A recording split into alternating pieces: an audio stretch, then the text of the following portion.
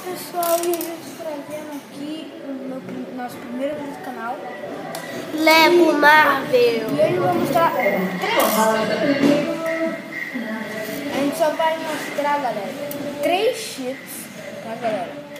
3 cheats, tá? Então, bora pro primeiro, que eu não sei qual desbloqueio. Deixa eu fazer. Aqui, galera, o primeiro é B7AA. Oh, não fala isso é personagem ou não, né? É personagem? Não sei. B7AA 3K, eu acho. Acho que não dá pra enxergar direito, não tô vendo. Bom, aí dá pra enxergar. Eu já passei de cá.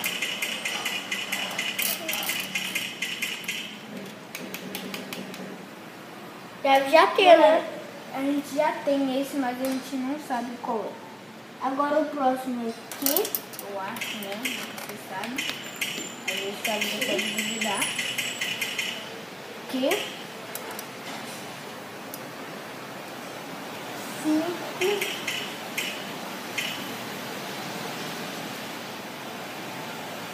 Galera, só vou dar pra chutar duas. Só vou dar pra falar duas, porque eu não tô conseguindo enxergar direito.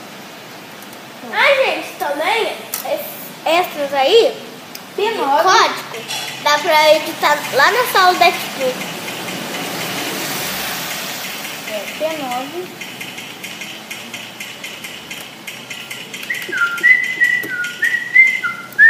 P9. O. M.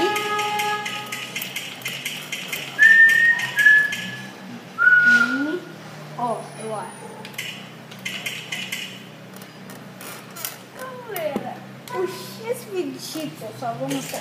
Você não vem aqui, ó, pra você vai pausa, vai em extras, inserir código e pronto.